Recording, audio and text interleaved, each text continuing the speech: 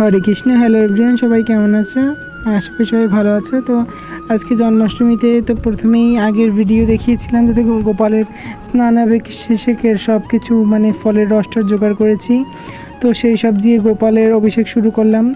তো জয় জয় গোবিন্দ গোপাল গদাধর কৃষ্ণচন্দ্র কবিদয়া করুণা সাগর, জয় রাধে গোবিন্দ গোপাল বনমালী শ্রীরাধার প্রাণধর মুকুন্দ মুরালী। এই কথা বলে আমি গোপালের স্নান অভিষেক শুরু করছি। সত্যি গোপালের স্নান অভিষেক মানে সত্যি মানে নিজের চোখে দেখে আমার চক্ষু একদম সার্থক হয়ে যাচ্ছে।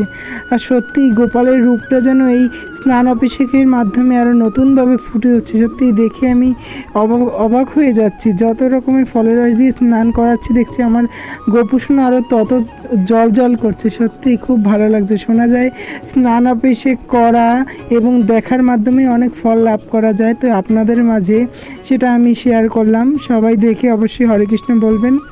আর কে কে জন্মাষ্টমীতে ভগবানকে এরকম অভিষেক করিয়েছেন অবশ্যই কমেন্ট করে জানাবেন।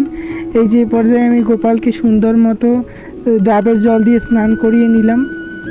সুন্দর মতো করে স্নান করিয়ে নেওয়ার পর ভগবানকে এক এক করে 108 ঘটি মানে জল সেটা ঢালা হলো। সে ভগবানকে 108 ঘটি জল ঢেলে আমরা অভিষেক করলাম। এই যে অভিষেক করার পর আমার গোপুসোনার এই যে রূপটা কেমন লাগছে সবাই বলবেন। সত্যি খুব মিষ্টি লাগছে। আর সত্যি আমার গপুকে এবারের অঙ্গরাগটা সত্যি আমি নিজেই অনেক দেখে অনেক আপ্লুত হয়ে গেছি যে অনেক সুন্দর হয়েছে। Happy birthday to you Gopal.